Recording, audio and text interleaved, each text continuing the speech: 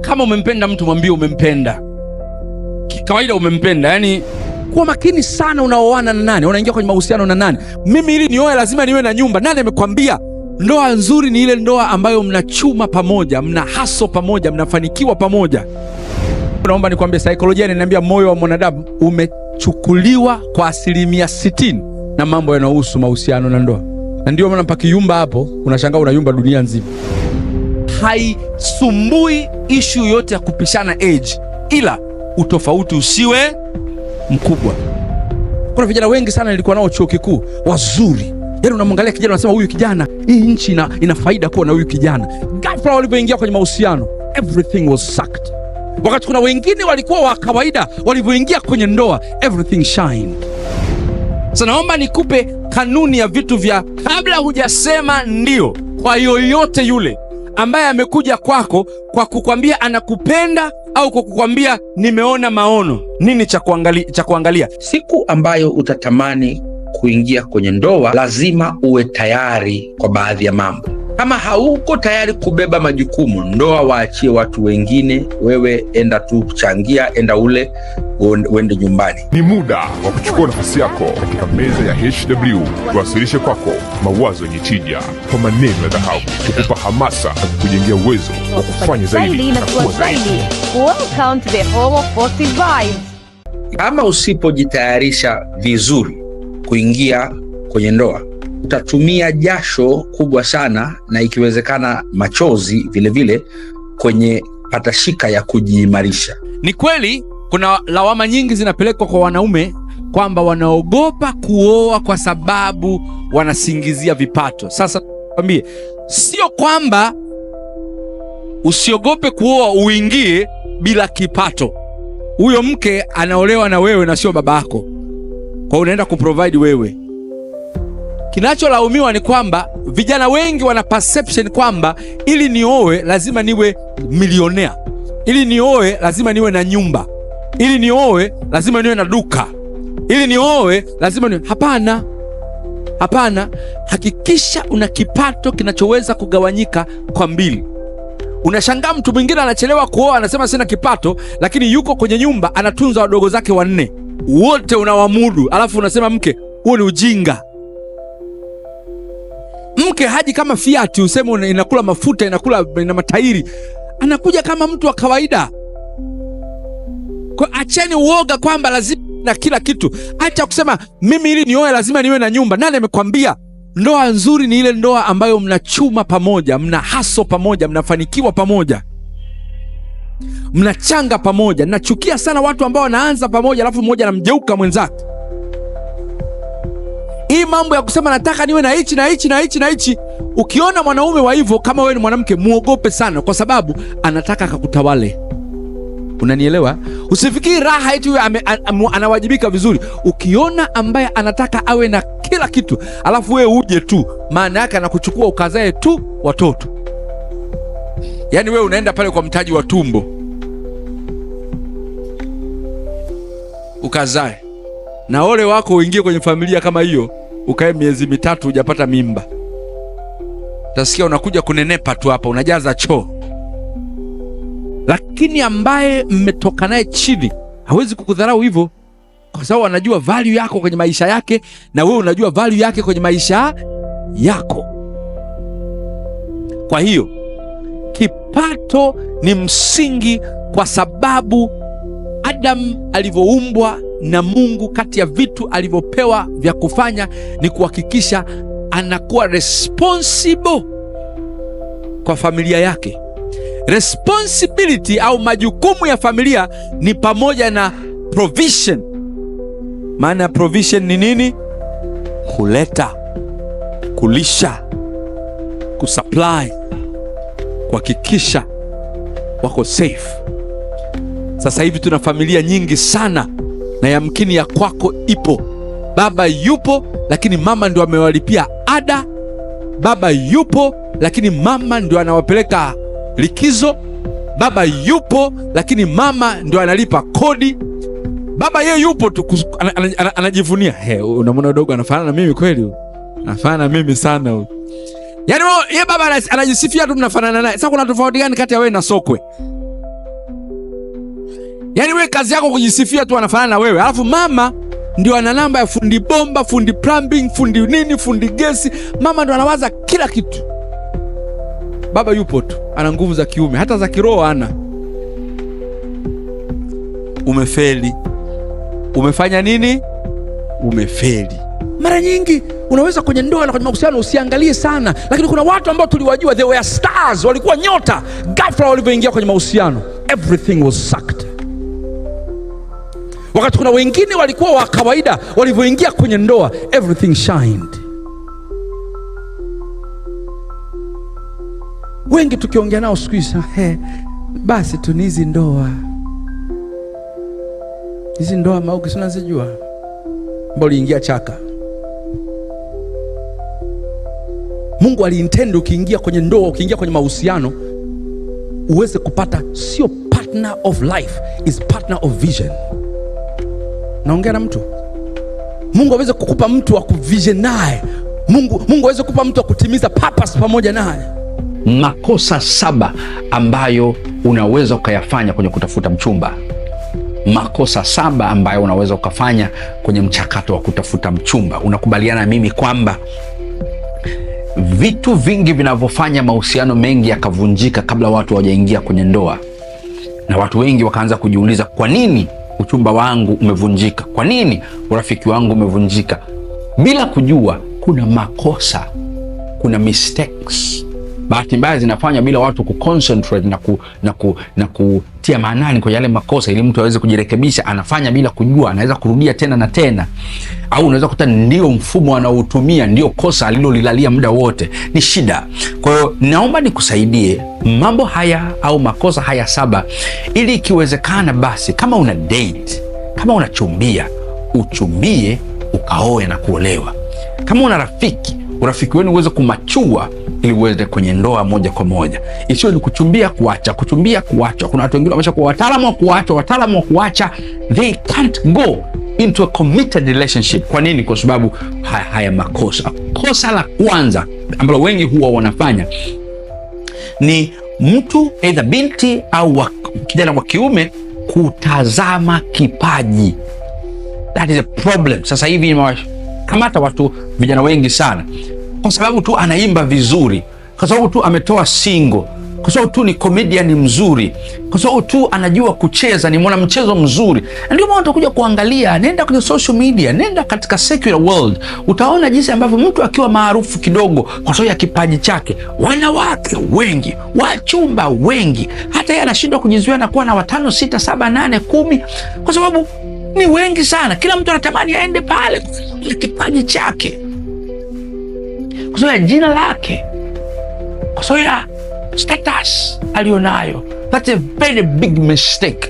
Anaweza akawa na kipawa kizuri, asiwe mwanandoa mzuri. Anaweza akawa anaimba vizuri, asiwe mke mzuri. Anaweza akawa anacheza vizuri mpira, asiwe mume mzuri. Anaweza akawa ni comedian mzuri, akafanya comedy mpaka kwenye ndoa mkashindwa kuishi pamoja. Anaweza akawa na kipaji, lakini it's not necessarily akawa mume au mke mzuri. Don't do that mistake.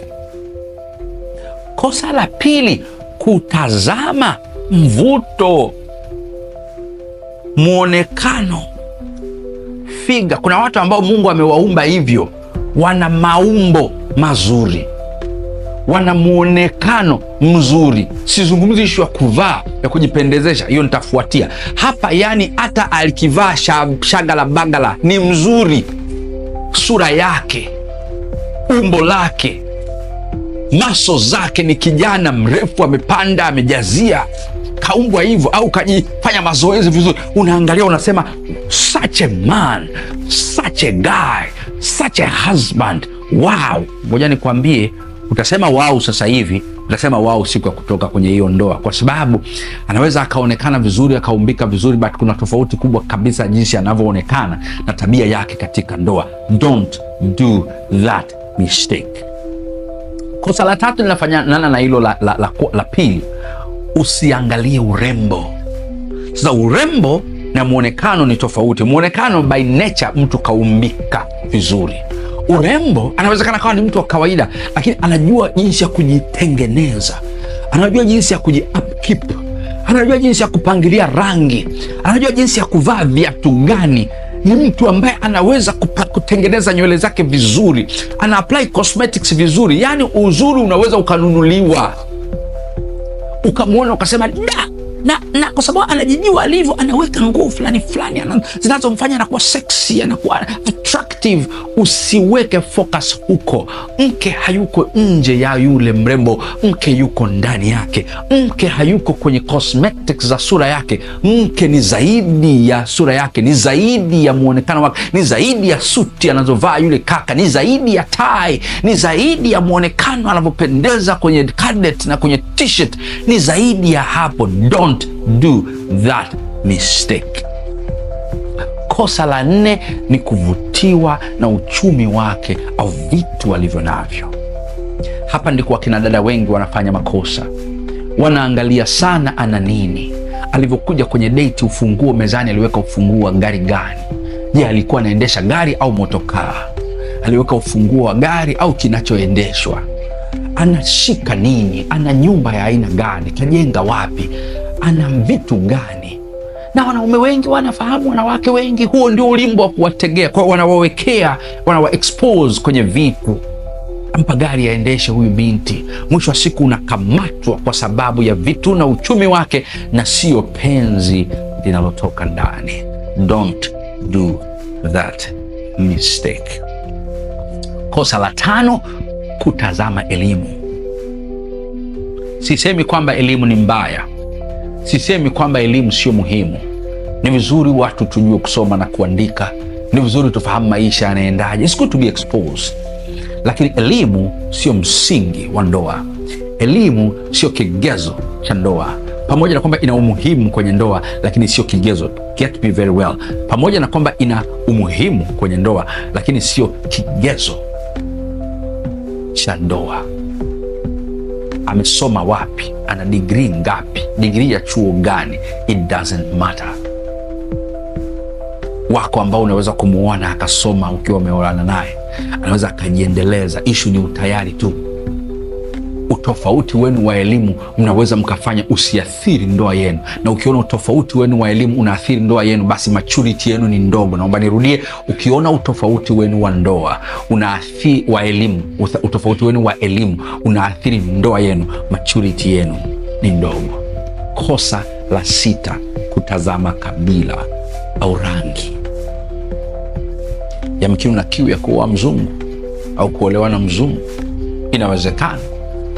Lakini isiwe kwako kwamba mimi nataka rangi hii, mimi nataka mweusi, mimi mweusi haniwezi.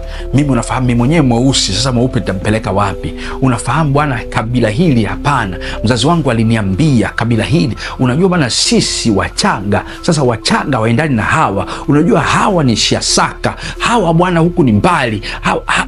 Who told you? Yamkini Mungu anaweza kuwa amemwandaa mke kwenye kabila fulani, mume kwenye kabila fulani, huyo ni wa kwako. Kabila haliwezi kuwa na shida. Ninafahamu kabisa kama mtu wa ushauri wa saikolojia, kuna baadhi ya character na tendencies zinaonekana zaidi kwenye makabila fulani, lakini ukiamua unaweza kubadilisha. Nimeona watu ambao wanasema kabila fulani lina tabia hizi na hizi, ni gumu kwenye mambo haya. Nimekutana wanandoa ambao wana enjoy, they don't complain anything, kwa sababu wao wameamua, kwa sababu wanahitajiana, wameamua kubadilika. Usiangalie kabila na wala usiangalie rangi, kwa sababu mume au mke wako hawi determine zaidi na kabila au rangi. A better and a wonderful wife or husband anaweza kutoka kwa kabila lolote, rangi yoyote. Na mwisho kabisa, kosa ambalo wengi wanafanya na nimeliona sana ni mashinikizo kutoka kwa wazazi, mashinikizo kutoka kwa viongozi wa dini. Wazazi wanakwambia mtoto fulani ni binti tunayemfahamu, wazazi wake tunawaheshimu, sisi tunafanya biashara pamoja, sisi tunatoka sehemu moja, wale ni watu tunasali nao kanisa moja, sisi ni watu wa imani moja. Mashinikizo mengine yanatoka kwa viongozi wa dini, wanakwambia binti utakiwi kwenda mbali na kanisa hili, kijana huyu ameomba na tumeona Mungu ametuambia. Ngoja nikwambie, usioe au kuolewa kwa sababu ya mashinikizo ya wazazi wako au viongozi wako wa dini. Kwa nini? Kwa sababu Hao sio wanaenda ishi na huyo mke au wanaenda kuishi na huyo mume. Wewe ndio unaenda kuishi na huyo mke au huyo mume. Kama kuna kitu ambacho hukipendi ndani yake, bora udili nacho sasa kuliko kuingia kwa sababu ya mashinikizo. Utakapopata matatizo kwenye ndoa yako, you will never go back to hao waliokuambia kwamba muoe au uone naye au wazazi wake ni marafiki zetu, kwa sababu it will be none of their business. Watakwambia tujitie moyo, vumilia, unajua ndio ndoa mwanetu. Mwisho siku wewe ndio unaumia kila siku. Haya makosa 7 kaa mbali nayo kama unatamani kuingia katika ndoa. Kutokuoa au kuolewa sio dhambi, ni maamuzi, sio? Ingawa ndoa nzuri, Bwana sifiwe, na maandiko yanasema kuna baraka nyingine mtu akao uwe nazo mpaka uingie wapi? Kwenye ndoa. Sasa mimi ni kati ya watu ambao filosofi ya maisha yetu tunakanusha na tunapinga sana watu wanaosema ndoa ni ngumu, ndoa ndoano. Tunasemaga washindwe katika jina la Yesu. Huwezi kusema udereva mbaya wakati hujui kuendesha gari. Anayejua kuendesha hata akipata ajali hawezi kukanusha udereva wake, atasema mimi ni dereva mzuri. Kwa ukiona mtu anakukanushia ndoa mbaya, wanaume wote mbwati. Wakisemaga hivyo na wanawake, naambia usisahau baba yako naye ni mwanaume. Kuna shida sehemu. Hujawahi kupendana na mtu amekuboa lakini bado unatamani umsikilize. Amekuboa lakini unatamani, sasa mbona hujanipigia tangu juzi? Naambia wewe si umenichunia. Kwa nikikuchunia hivyo ninamaanisha hivyo. Mimi si unajua nikikuchunia ukweli uone nenda siku hizo 3. Hizi 2 tu umesema. Yaani amekuboa lakini bado unatamani kuspend time. Companionship. Sasa katika hiyo safari ya kuelekea huko kwenye ndoa, nini cha kufanya kabla haujasema ndio? Alichokiunganisha Mungu, mwanadamu. Alafu mara wengine wakioana wakishasema wanaangaliana machoni.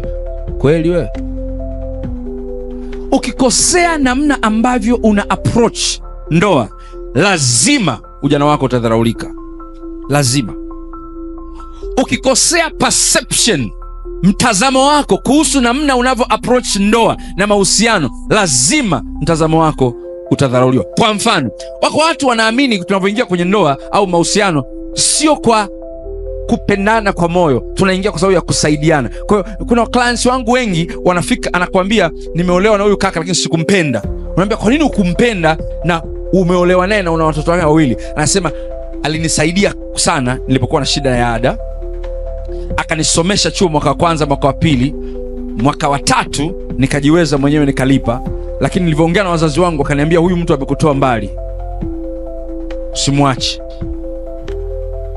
Wakaingia kwenye ndoa, wakaishi miaka 4-5, wakagundua kuna tofauti ya to love somebody or to live with somebody.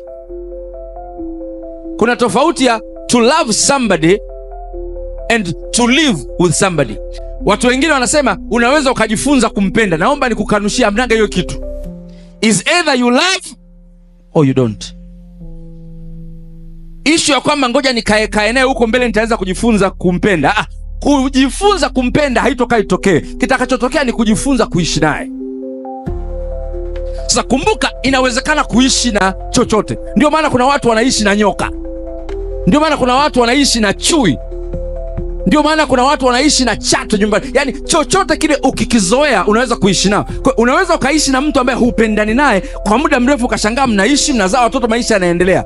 Kwa nini? Sio kwamba umejifunza kumpenda, umejifunza kuishi. Tofauti utakayoiona ambayo haipo ni kitu ambacho Kiingereza wanakiita intimacy. Ule ukaribu. Kile kitu ambacho anaweza kaondoka afu kamiss. Akiwa amesafiri unatamani arudi. Hakipo. Na clients wangu wengi sana ukitasikia baba amesafiri, ameenda safari, alafu wanampigia mke wake, bwana mkutano wetu badala ya wiki 3 wamefanya wiki 2, kwa nini narudi? Sikia, hiyo ofisi yenu haijui kupanga mipango vizuri, mtapangiwaje wiki 3 mfanye wiki 2? Yaani wife anatamani ukae, kwa sababu ukija sio nzuri sana. Bwana sifiwe. Sasa naomba nikupe kanuni ya vitu vya kabla hujasema ndio, nini cha kuangalia. Hii inaitwa ABCDEFG theory. Sawa? ABCDEFG theory. ni kanuni ya ABCDEFG. Sawa? Nataka nikupe kanuni inaitwa ABCDEFG. Kabla hujasema ndio kwa yoyote yule ambaye amekuja kwako kwa kukwambia anakupenda au kwa kukwambia nimeona maono, epukeni wale watu ambao wanajifanyia watakatifu kuliko malaika Gabrieli, wanamjua Mungu kuliko Eliya, wanaosema wakati niko kwenye mfungo wa siku 21 bila maji wala, wakati unashangaa midomo ina mafuta. Kama umempenda mtu mwambie umempenda. Kawaida umempenda, yani don't spiritualize everything. Bwana sifiwe. Usimtishe mtu kwa kiroho, usimtishe. Bwana kanena na mimi nikaona sura yako mbele yangu. Usimtishe mtu. Bwana sifiwe. Kuna wadada wakiambia hizo sentensi wanaogopa. Mwambie kama amekuonyesha nionyeshe na mimi. Kabla hujasema I do, cha kwanza A. Nimekwambia A B C D E F G. A. Age. Chunguza kitu kinachoitwa age. Age ni nini Kiswahili? Umri. Sasa kwenye umri kuna theories mbalimbali. Theory ya kwanza ni theory ya demographic, au watu wanaofanya population studies. Wao wanasema hivi, ili kupunguza wajane duniani, kwa sababu wajane ni wengi kuliko wagane. Unajua wagane wanaume waliofiwa na wake zao. Ili kupunguza wajane ni vizuri mwanamke na mwanaume waoane, either wana umri wa kufanana au mwanamke amzidi kidogo mwanaume.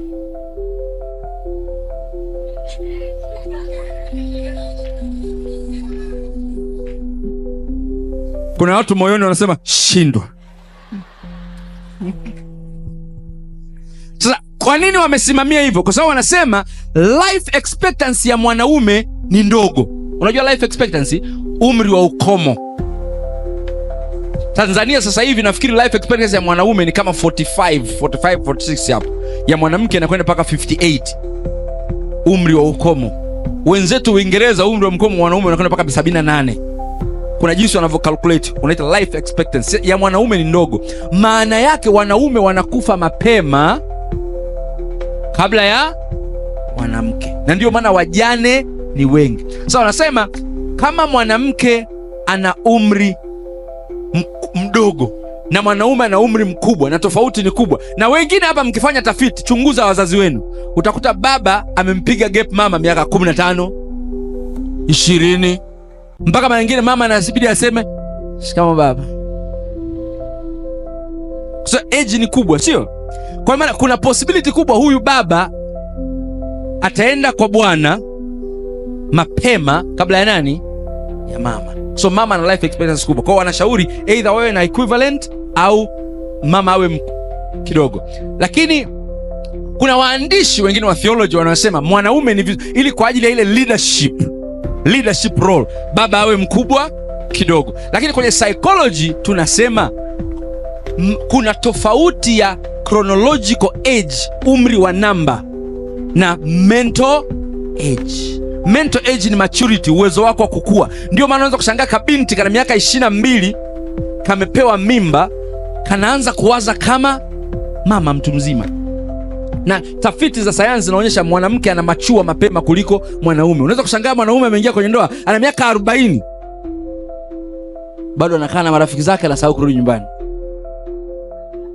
Yaani anaanza kama jamaa wa miaka 18 lakini ni mtu mzima. Kwa isikusumbue sana chronological age, hii age ya umri. Angalia sana nini? Maturity age. Lakini pia ushauri mwingine tunaotoa ili kuepuka zile difference kubwa za kibiolojia, kwenye psychology tunashauri haisumbui issue yote ya kupishana age, ila utofauti usiwe mkubwa. Na mara nyingi nashauriwa between 3 to 5 years, haina tofauti whether baba amemzidi mama au mama amemzidi baba. Kwa nini tunasema kwamba age isiwe kubwa? Inapokuwa baada zaidi ya miaka 5 ikaenda 7, 10 kuendelea, inaanza kuleta difference of perception. Bwana sifiwe. mnaanza kuwa na different perception, different needs, different interests kwa sababu ya umri. Kwa hiyo mtaanza kuboana. Lakini kama mama mmezidi baba 5 years, baba mmezidi mama 5 years, haina shida sana. Age ikitofautiana sana, mna contradict maeneo gani? Baba ana miaka 40 mwanaume, binti ana miaka 22. Wakioana, wakiingia kwenye ndoa, wametoka honeymoon, interest tofauti. Huyu mwanaume anasema tukatafute kiwanja, kwa sababu age yake yuko kwenye age ya establishment, anataka ajenge, anataka awe na familia, anataka yani yuko kwenye investment. Binti yuko kwenye umri ambao bata. Tusikia bana kila siku site, kila siku weekend site, nitoe basi nipeleke Gold Crest. Nikutoe wapi tunajenga? Umri unapokuwa tofauti sana, perception inafanya nini? Inatofautiana. Interest pia za vitu kama tendo la ndoa, vitu unavyovipenda na tofautiana, kwa sababu huyu age yake tofauti. Nilikuwa na baba yangu mdogo akaoa binti mdogo wakati yeye mtu mzima sana. Kale kabiti kaka kuniambia, "Chris, ongea na babako mdogo." Nikamwambia, "Kwa nini?" "Hapa nataka kumkisia." Akaniambia, "Acha mambo ya malaya."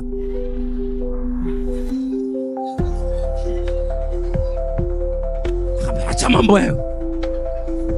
Perception zao tofauti. Huyu mtu mzima haamini hayo mambo wakati kabinti kameingia kwenye ndoa kanafikiri kwamba hapa ndio nimekuja kubanjuka. Bwana asifiwe. Lakini the difference haikuwa kwamba hawaelewi mambo. Tofauti iko kubwa kwenye age. Umeelewa kwenye age A imeelewa Niende B. Background.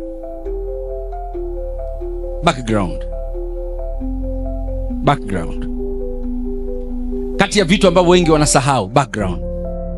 Kabla hujasema ndio kwa huyo mtu, usiangalie tu anafanya kazi wapi, usiangalie tu amesoma wapi, usiangalie tu ana gari au hana, usiangalie tu mshahara wake.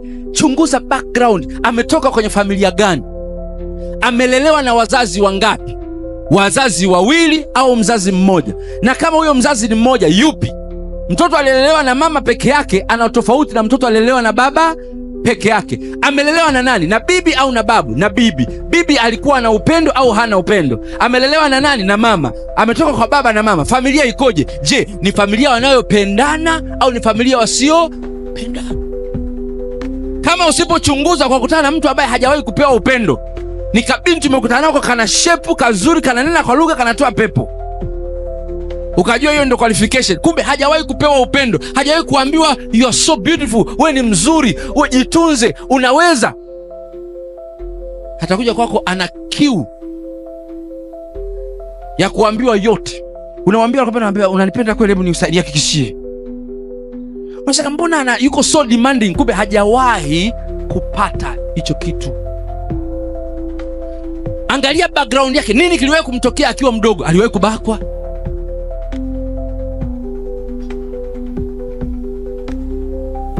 Nilikuwa na familia moja, mchungaji, nilikuwa na kesi moja nashughulika nayo miaka 3 imepita.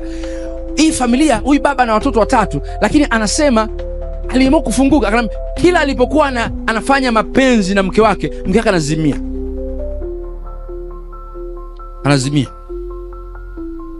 Nikaambia huyu binti ana dada zake walioolewa, ndio. Embo ongea na mume wa dada yake. Akaongea na jamaa, kumbe hajawahi kusema. Akasema mimi na experience shida kidogo kama inafanana ya kwako, lakini hao mabinti wametoka nyumba hii moja. Nilivyokuwa naongea na wale babiti, nikagundua mama yao alikuwa ni mtu wa dini sana, lakini mkali sana. Ile tunaita dictatorship parenting. Ni wale wazazi wako very possessive. Ni wale wazazi ambao atamwangalia mtoto wake wa kike maeneo ya siri, na anamwambia ukitoka ukienda kanisani, ukitoka ukienda si shuleni, ukitoka akirudi anamkagua tena. Wale wazazi wakali. Na alikuwa kuanzia wakiwa wanakuwa anambia hii eneo yako ni kwa ajili ya haja ndogo tu, mtu akigusa unakufa. Yaani siku mtu akigusa hivi, siku hiyo unafanya nini? Unakufa. Alivyowafundisha hivyo, nimewambia what is learned can be unlearned. Mama alivyowapandia hivyo, akasahau kuja kuiondoa, wakakuwa, wakaolewa. Sasa jamaa akiingia hafi, anazimia.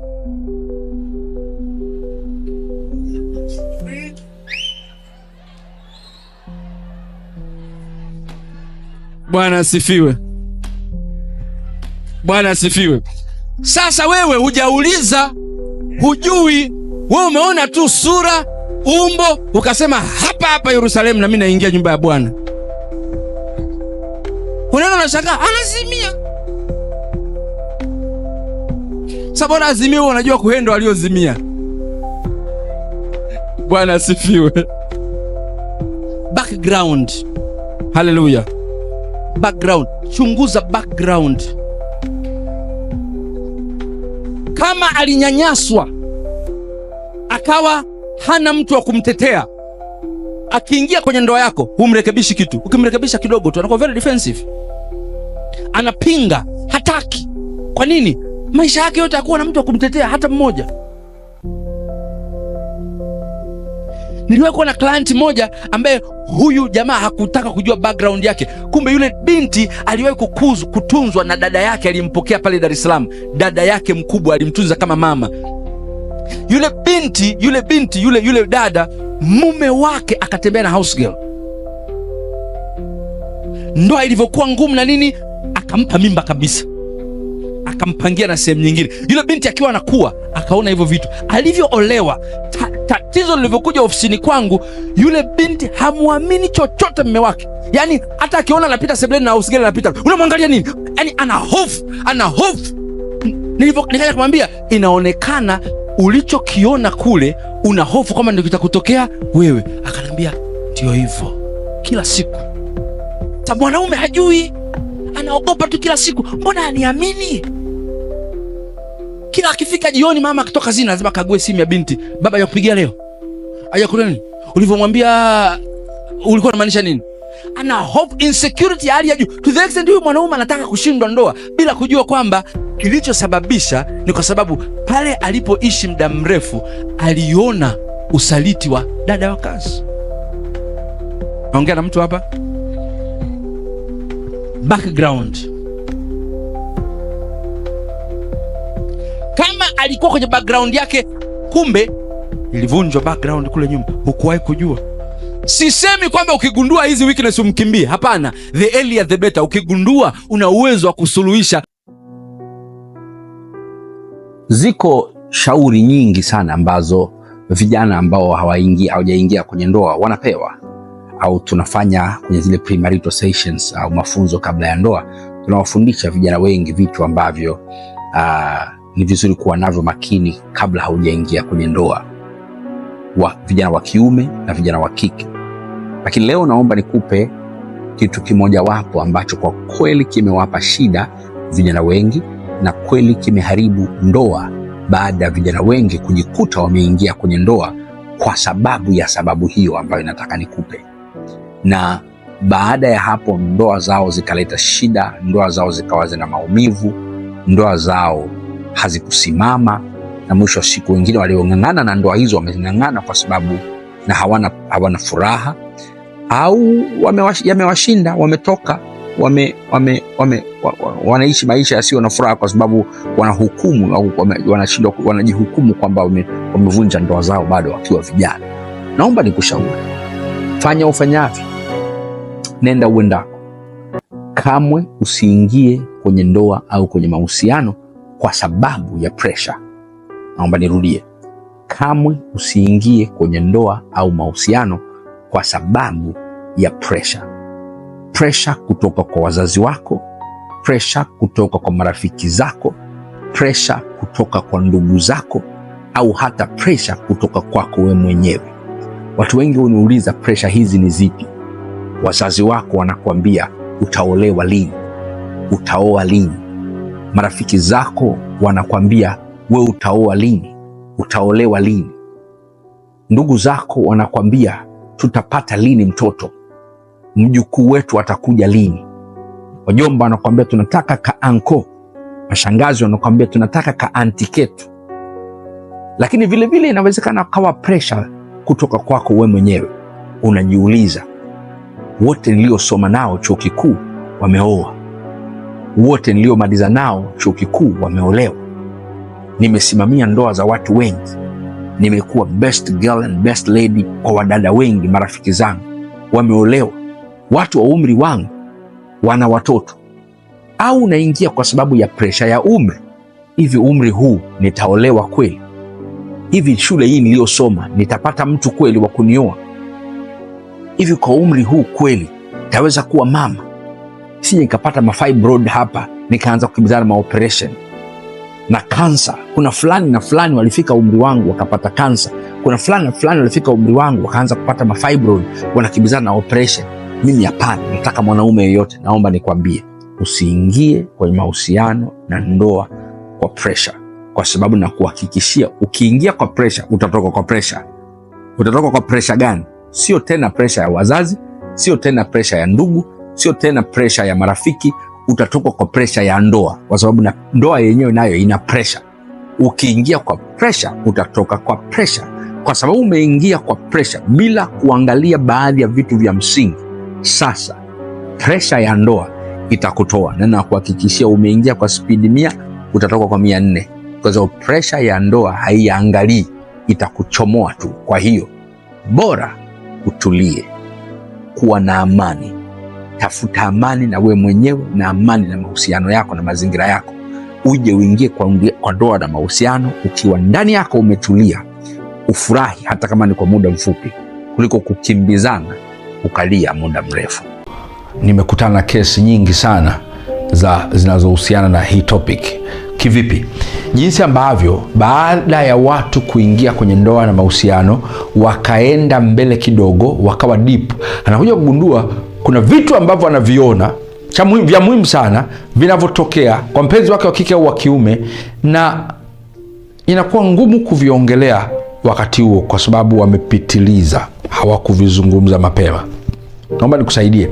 Kuna mambo ambayo ni vizuri uyaongelee kabla. Kuna mambo ambayo ni vizuri uyaongelee during, wakati mkiwa kwenye huo mchakato. Na kuna mambo ambayo ni vizuri muyaongee mkiwa ndani, mshafunga ndoa yenu, mnaweza mkayaongea. Kuna mambo ni muhimu sana uyafahamu msimamo wake kabla. Ukasahau ukaja ukayazungumza, mmeshaingia kwenye mahusiano, mmeshaingia kwenye ndoa, tayari mna commitment. Too late my brother and sister, umeshachelewa. Mwingine anaweza akakataa au anaweza kuambia mimi huo sio msimamo wangu, mimi hayakuwahi kuwa mawazo yangu, hayo hayakuwahi kuwa maombi yangu, haikuwa kuwa kiu yangu. Mwisho wa siku ikawa very very depressing kwako. Kwa hiyo ni vizuri muyazungumze mambo fulani. Hakikisheni mmeyazungumza haya kabla ya kuoana. Hakikisheni mmeyazungumza haya kabla ya kuoana. Nataka nikupe mambo madogo madogo 6 but very sensitive. Hakikisheni mmeyazungumza haya kabla ya kuamua kuoana. Jambo la kwanza, zungumzeni ni aina gani ya ndoa mnataka. Mtu anaweza kaniangalia, Dr. Chris anamaanisha nini hapa? Zungumzeni ni aina gani ya ndoa mnataka. Aina gani ya ndoa? Tuna ndoa ya mke moja, tuna ndoa ya mitara. Hata kama mnaoana, imani yako inakuruhusu, au imani yenu inaruhusu ndoa nyingi au wake wengi au waume wengi, I don't know. Ninyi wawili, achana na kwamba imani inaturuhusu, ninyi wawili ongeeni mapema. Tunaingia katika mahusiano, imani yetu inaturuhusu, ila sisi tunaingia kwenye ndoa ipi? Tunakubali kwamba anytime ikitokea tunaweza tukaongezeka, au hatuna hiyo room?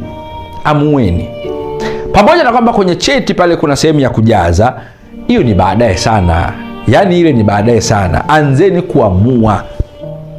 Kwa sababu anaweza pale akajaza isio, lakini ndani yake anaamini kwamba hii kitu inawezekana. Alafu mkaja mkaboana huko mapema. I'm a counselor, professional counselor, nakutana hizi kesi mara nyingi. Amueni kabisa mnaingia kwenye ndoa ya mke moja, au ndoa ya mitara, au ndoa ya vipi. Mnaingia kwenye ndoa ya kikanisa, mnaingia ndoa ya kiimani, mnaingia ndoa ya kidini, mnaingia ndoa ya kikabila, mnaingia ndoa ya kiasili, au mnaingia ndoa ya kiserikali. Amueni mapema na muongee mapema. Jambo la pili, zungumzeni kuhusu mambo ya pesa. Zungumzeni kuhusu mambo ya uchumi. Zungumzeni kuhusu mipaka yenu ya fedha. Unaruhusiwa kujua mambo yangu ya uchumi mpaka hapa. huku usifike kuniuliza nalipwa shilingi ngapi au naingiza shilingi ngapi. Ongeeni mipaka ya uelewa wa uchumi binafsi, kwamba mimi nitatamani kujua unalipwa kiasi gani, lakini huyu haruhusiwi kutaka kujua nalipwa kiasi gani. Au wote tuna uhuru wa kuongelea mambo yetu ya fedha, income zetu na matumizi yetu. Ongeeni kuhusu mshahara wa nani utafanya nini, kipato cha nani kitafanya nini. Je, kuna kipato cha mtu kitafanya majukumu mengine na mengine hayatofanywa? Kipato kipi kinasaidia wazazi? Kipato kipi kinakwenda kwenye ada? Kipato kipi kinakwenda kwenye matumizi ya nyumbani ya kawaida? Zungumzeni nani anazalisha. Don't take it for granted. Mmeingia kwenye ndoa, je, wote mtafanya kazi mlete kipato? Au mwingine hayuko tayari kuona mwenzake anaenda kazini, yeye yuko tayari kuona mwenzake amepumzika nyumbani, alafu yeye ndo atazalisha zaidi? Zungumzeni. Msiingie tu kwenye ndoa alafu mnaambiana mimi nahisi bwana, wewe inabidi uache tu kazi ukae nyumbani na watoto kwa sababu watoto wanapata shida. Ongeeni kabla, ili yeye akwambie mapema kwamba come sun come rain, sitokaa niache kufanya kazi. Zungumzeni mambo ya uchumi, yazungumzeni kabla, kwa sababu ni very sensitive baadaye. Matumizi mtashirikishana, kusaidia wazazi mtashirikishana. Zungumzeni. Jambo la tatu ambalo ni muhimu sana mkizungumza ni mambo ya watoto, mambo ya uzazi. Je, mtatumia family planning? Na kama mtatumia ipi? Kitanzi, kijiti, vidonge, njia ya asili ya kalenda, mtatumia ipi? Na je, zina madhara? Je, mtatafuta ushauri kwa wataalamu au mtafanya ninyi wenyewe? Au mtatafuta ushauri kwa wazazi? Au mtatafuta ushauri kwa marafiki zenu? Mna uhakika wa kupata taarifa ya kutosha? Zungumzeni kuhusu tutafanya nini pale ambapo mimba itawahi kabla ya muda ambao tumefikiri. Mnaweza kana mmeenda honeymoon, ndugu yangu, mkitoka tu hapo mimba, mtu anapigwa bed rest miezi 8, hakuna tendo la ndoa, kutapika, chakula mtu hali, fujo. Mnafanya nini inapotokea hiyo? Mnafanya nini watoto wanapochelewa, mimba zinapochelewa? Mnafanya nini? What will you do? Miaka 4, 5 mnakaa kwenye ndoa, miaka 7 bado. Ninaona clients wangu wengi wamefika kwenye hiyo, wengine mpaka wanaachana. Bana, mimi nisiwezi kwa sababu wazazi wangu wanataka mjukuu, na mjukuu wewe huwezi kumleta. Kwa hiyo bana, mtu anaenda pembeni, anachepuka ili apate mtoto na ana mke, au mwingine anaacha ndoa yake kwa sababu anatafuta mtoto. Hebu zungumzeni haya mambo. Vipi kwa mfano mtoto akichelewa? Utanivumilia? Tutavumiliana? Vipi ikija kugundulika kwamba mimi ndio na shida au wewe ndio una shida watoto, kuleta watoto, tutavumiliana? Itakuwaje? Jiulizeni haya mambo. Mambo mengine au jambo lingine la kuzungumza ni mila na desturi za kifamilia, mila na desturi za kikabila.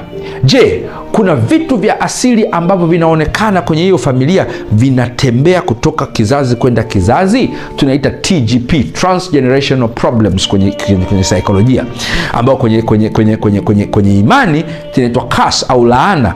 Je, kuna laana zinatembea kwenye hiyo familia?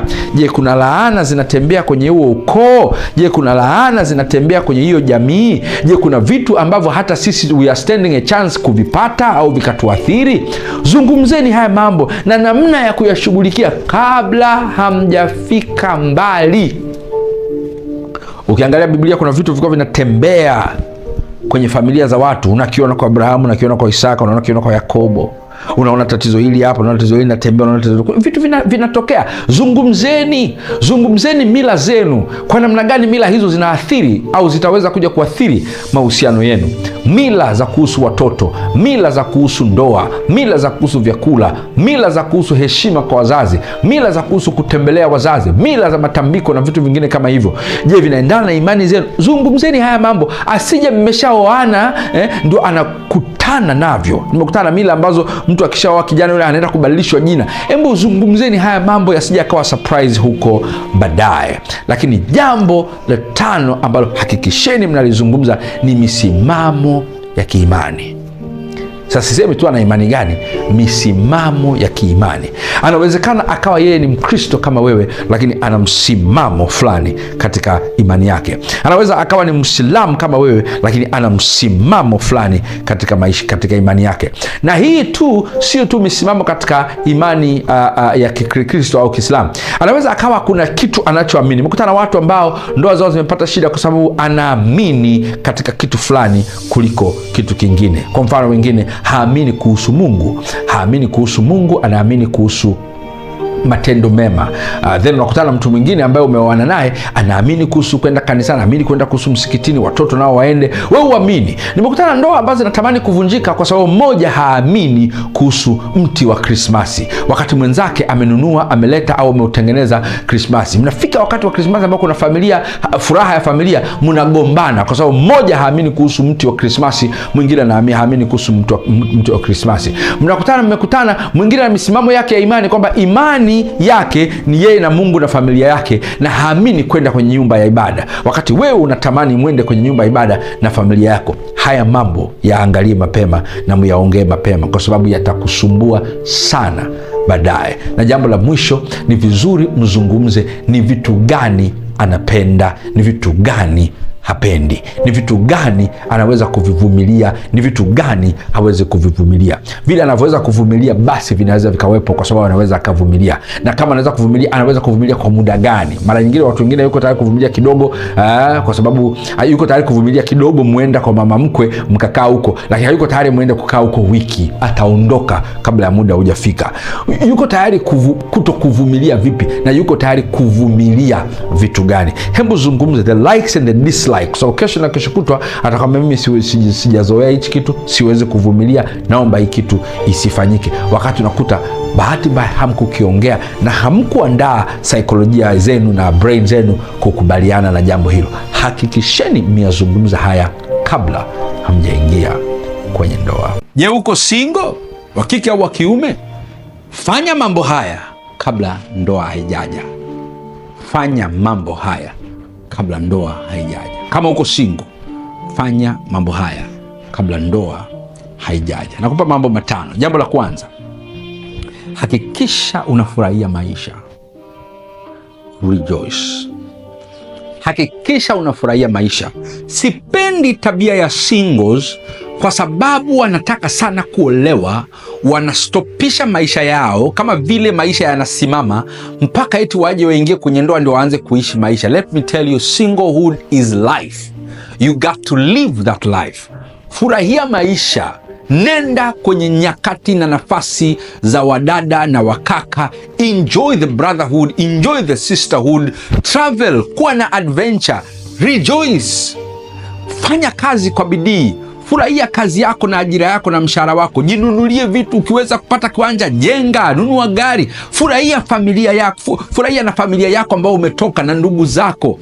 Tumika kama unamtumikia Mungu. Kama unasafiri kwa ajili ya huduma, unatamani kutumika, usisubiri ndoa ndio uje utumike. Serve God kama unataka kumtumikia Mungu. Onyesha kiu yako na nia yako ya kumtumikia Mungu, kwa sababu ukiwa single, impact, hakikisha unagusa maisha ya dada fulani, unagusa maisha ya mama fulani, unagusa maisha ya kaka fulani, unagusa maisha ya watoto. Kama unawafundisha watoto, unasaidia watoto kule church na maeneo mengine, serve God, mtumikie, impact, gusa maisha ya mtu fulani. Omba kama unaomba. Usikae unalaumu tu, umekata tamaa kuomba, umri wangu unakwenda. Pray. Yamkini utaingia kwenye ndoa kesho kutwa utashindwa kupata huo muda wa kuomba. Nyakati za kufunga, funga. Kwenda kwenye mafungo, nenda. Kwenda kwenye retreat, nenda. Pata nyakati za kumshukuru Mungu. Pata nyakati za ku-expect. Zungumza vitu. Expect sana vitu vizuri kuhusu maisha yako ya kesho. Furahia maisha, my friend. Rejoice. Huo wakati wa usingo ni wakati wa kuishi na kutimiza mambo ambayo kuna wengine wameingia kwenye ndoa hawayawezi kuyatimiza au kuyaishi au kuyafanya. Use that time. Jambo la kwanza. Jambo la pili, zungumza mambo chanya. Speak it. Nakumbuka nimekwambia rejoice. The second one, speak it. Zungumza mambo chanya. Zungumza mambo chanya yanayohusu kesho yako. Zungumza mambo chanya yanayohusu usingo wako. Usijilaumu na kuongea mambo negative kuhusu usingo wako. Usikae kwenye makundi ya kuongea negative kuhusu ndoa ngumu, maisha magumu, tutawezaje sisi, mimi napita pembeni, wanaume wote bwana, wanawake siku hizi. Zungumza mambo chanya kuhusu. Kumbuka maandiko yanasema umetegwa kwa maneno ya kinywa chako, umekamatwa kwa maneno ya kinywa chako. Zungumza vitu chanya kutoka kinywani mwako ili kutengeneza kesho yako katika ndoa unayoiendelea. Don't just speak anything my friend. Kinywa chako inaweza kukuponza unapokuwa bado uko single. Fanya haya mambo kabla ya ndoa. Jambo la 3, ishi kama mume au mke. Nao sikwambie ndo uhamie kwa boyfriend wako na kuanza kupika na kufua boxer na kumkumbusha leo ni siku ya kuja kufua. Umeishi kama mke na kuhakikisha hutokaa kwenye hiyo ndoa muda mrefu kwa furaha. You don't need to do that. Tengeneza tabia za kuwa mume bora leo. Tengeneza tabia za kuwa mke bora leo. Huyo mtu ambaye yamkini uko naye katika mahusiano lakini hamjaoana, aone tabia za mke au mume kwako. You got to be a husband material before you become a husband. You got to be a wife material before you become a wife. Tengeneza tabia za mke, tengeneza tabia za mume, kujijali, kujipenda, kupenda watoto, kupenda familia, kupenda watu, kuwa committed kwenye mambo ya imani. Kuwa na hizo tabia, usisubiri eti ukishaingia kwenye ndoa ndio it will be too late. Jambo la 4, omba kwa unachotarajia. Pray it. Sasa kumbuka nimeanza na rejoice, nikasema speak it, nikasema live it, yani ishi kama mke, kama mume, hata kama bado hujafika. Pray it, ufanye maombi. Aombaye hupokea. Ukileta haja zetu, Mungu anasema atakupa. Hivi unataka mume wa namna gani? Hivi unataka mke wa namna gani? Hivi unataka watoto wa namna gani? Kwa nini usitumie muda wako wa uhuru kuanza kumold aina ya watoto nao watamani, jinsia zao, tabia zao, aina zao za shule, talents zao, utumishi ndani yao, huo wakati ukiwa single? Kwa nini usitumie muda huo kuanza kumold aina ya mume unayemtamani, tabia yake, kazi yake, elimu yake, utumishi wake? Kwa nini usianze kutumia muda huu kuumba? Maandiko yanasema ulimwengu unaoonekana umefanywa kwa ulimwengu usioonekana. Kwa sasa hivi haujaingia kule, uko katika ulimwengu usioonekana wa ndoa. Why don't you try to mold what you want? Unatumia tu kupepesa kwenda kwenye party, fashion nyingi, lakini huna muda wa kuanza kutengeneza unachokitamani. You don't have time to pray for what you, afu unashikuta tu umetumbukia. Unaanza kupata matatizo kwa sababu ulikuwa na muda wa maandalizi ukashindwa kuutumia. Jambo la mwisho, prepare it. Jiandae kwa kile unachokitarajia. Jiandae kwa kile unachokitarajia. Make sure you prepare. Andaa fikra zako kwa ndoa yako. Andaa imani yako kuhusu ndoa yako. Andaa matendo yako kuhusu ndoa yako. Andaa misimamo yako kuhusu ndoa yako. Weka matendo kwenye imani yako kuhusu ndoa yako. Nenda kwenye semina, enda YouTube, sikiliza masomo mbalimbali ya maandalizi, nunua vitabu, soma. Jiandae kuwa mzazi hata kabla bado. Buy a book, malezi yenye tija, soma. Hautaki mpaka ubebe mimba au uanze kupata mtoto wewe kijana ndio uanze kusoma kuhusu malezi. That's too late. Jifunze kabla. Ndio maana tunaambiwa mambo ya kujiokoa kabla ndege haijaondoka. Hawasubiri mikiki angani ndio waanze kutuambia, hapana. Get ready, prepare. Malezi yenye tija kinaweza kikawa mkononi mwako ndani ya masaa 24 kwa shilingi 15,000 peke yake. Kitafika mikononi mwako. Piga namba zilizoko hapa chini. Utaletewa kitabu cha malezi. Soma mapema.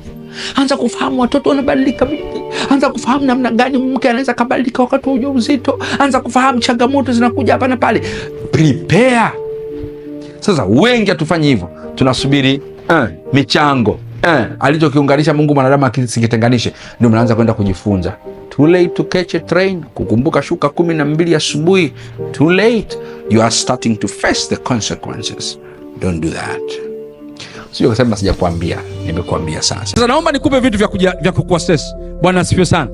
Naomba nikupe vitu ambavyo vitakusaidia kuassess. Na kuuliza maswali 1 2 3 4 5. Maswali 5 ya kusaidia kuassess. Swali la kwanza, je, unakumbuka kitu kibaya kilichowahi kukutokea ambacho hukukitegemea na kinakusumbua nafsi yako hadi leo. Unakumbuka kitu kibaya kilichowahi kukutokea ambacho hukukitegemea, ambacho unakikumbuka na kinakusumbua nafsi yako hadi leo? Swali la pili, je, unayakumbuka maumivu yaliyosababishwa na mtu ambaye ulimwamini sana na hukutegemea angefanya alichofanya?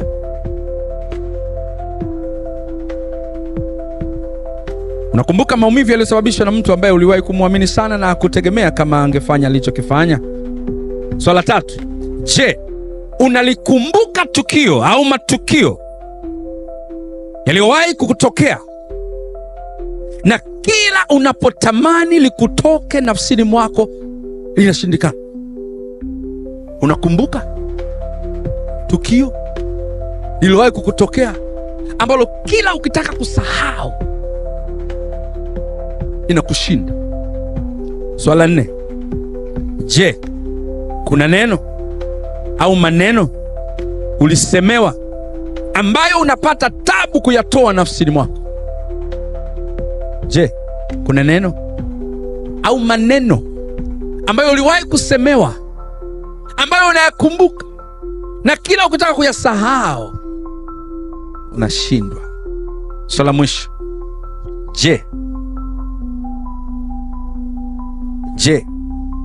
kuna tabia usiyoipenda ambayo kila ukijaribu kuiacha unajikuta umeifanya? Je, kuna tabia ambayo kila ukijaribu kuiacha, uliwahi kuifanya zamani, lakini kila ukijaribu kuiacha unajikuta Yesu amekuokoa roho tu, alafu kuna kingine bado kinapata shida? Kama umejibu ndio kwenye mmoja au maswali hayo, unahitaji msaada. Kama umejibu ndio kwenye mmoja au mawili au maswali haya, unahitaji msaada, na inawezekana yote umeweka tiki. Halo.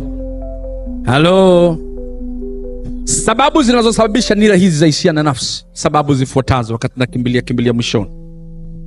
1, disappointment kutoka kwa wazazi au mzazi wako. Maumivu ya kutoka kwa mzazi au wazazi wako. Namba 2, maumivu yanayotoka kwa bosi wako, wafanyakazi wenzako au kazi. 3, kuumizwa na matokeo yako mabaya ya shuleni. Nilitoa mtu mmoja nikaambiwa alizimia, alivyoenda alikuwa anafikiria atapata division fulani, kwa akampeleka, alivyoenda kuangalia kipindi hicho anaangalia kwenye karatasi, alivyoangalia juu alivyoona jina lake akazimia hapo hapo. Kuumizwa na matokeo ya mitihani, academic results. Namba 4, maumivu yanayotokana na mahusiano na ndoa. Sasa watu wa Mungu, naomba nikwambie, saikolojia inaniambia moyo wa mwanadamu umechukuliwa kwa 60% na mambo yanayohusu mahusiano na ndoa, na ndio maana pakiyumba hapo unashangaa unayumba dunia nzima. Haya mambo mengine yote ya kazi, ajira, kazi, kujenga site, nini, yote yako kwenye 40%, 60 hapo. Namba 5, ugumu wa maisha. Na 6, tabia ngumu au difficult behavior au addictions au uraibu. Lakini nyingine ambayo pia ni sana inachangia kwa kiasi kikubwa kwenye nira za hisia na nafsi ni experience mbaya za utotoni. Watu wa Mungu, naomba niwafundishe saikolojia. Experience mbaya za utotoni zinazoweza kutengeneza nira ya maisha yako yote ni zile experience ambazo zimetokea kwenye udogo wako, especially katika umri wa miaka 4 mpaka 12. Mtu wa Mungu, kama unaweza kukumbuka hicho kipindi, ulivyo leo ndivyo imetokana na kile kipindi. Kama mahusiano yako na wazazi yalikuwa mabovu, 4 to 12. Kwa nini 4 mpaka 12? Kwa sababu chini ya hapo unakuwa hukumbuki sana, memory haipo. Zaidi ya hapo 12 unaanza kuwa umetengeneza emotional stability. Hapo katikati unakuwa fragile. Kwa hata watu wanakuja tunawafanyia assessment ya ndoa kuvunjika za wazazi, tunaangalia wazazi wake ndoa yake imevunjika akiwa na umri gani. Kama ni hapo katikati, unaanza kujua kabisa utapata changamoto baadaye. Watu wa Mungu mnalielewa eh? Lakini sababu nyingine ya maumivu hayo au vifungo hivyo ni maumivu yanayotokana na loss, kuondokewa au kupotelewa. Watu wa Mungu, naomba niwaambie, huko Afrika msiba unaanzaga waliokuja kukupooza na waliohudhuria msiba wameshaondoka. Huo msiba unaanza. Watu wote wanaokuja na kukuchangia na rambirambi na nini, wanakuambia Bwana alitoa, Bwana ametoa, wakiondoka, huo ndio msiba unaanza. Kuna mama mmoja, ni client wangu, mtoto wake alikuwa anacheza mpira mtoto wake nyumbani kwao, mpira ukaenda barabarani, akatoka kwenda kuufuata, akagongwa na gari. Mwaka wa 5 yule mama anasema pasini nguo za mtoto, chumba chake akifungwi, sabuni zake zinakaa kwenye bafu. Anaamini mtoto atarudi. Kwenye zile stage za Kubler-Ross za kumsaidia mtu aliyepoteza, yuko kwenye stage ya kwanza inaitwa denial. Yani manake bado anapingana na ukweli kwamba mtoto wake amefanya nini. Mwaka wa 5, na anatakiwa kitaalamu asaidiwe kutoka kwenye denial aje kwenye stage ya 5 inaitwa acceptance, akubaliane na ukweli.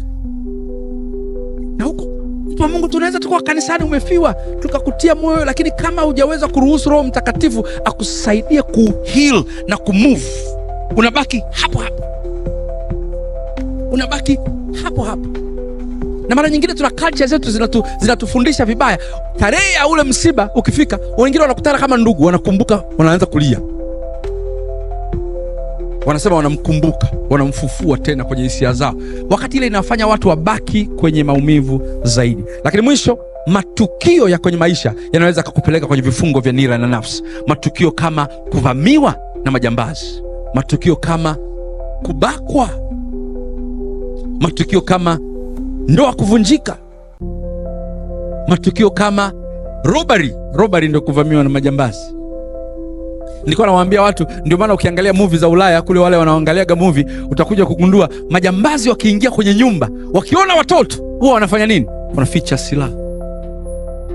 Kwa wale mnaoangalia movie wazungu, majambazi wakiingia, wakiona watoto, kwa nini? Wanaepuka, wanataka kudili na aliyepo sasa hivi, hawataki kuharibu future ya mtoto, kwa sababu akiona silaha. Huku kwetu ukiangalia movie za kikwetu, majambazi wakiingia wanawaita watoto waje waone shughuli.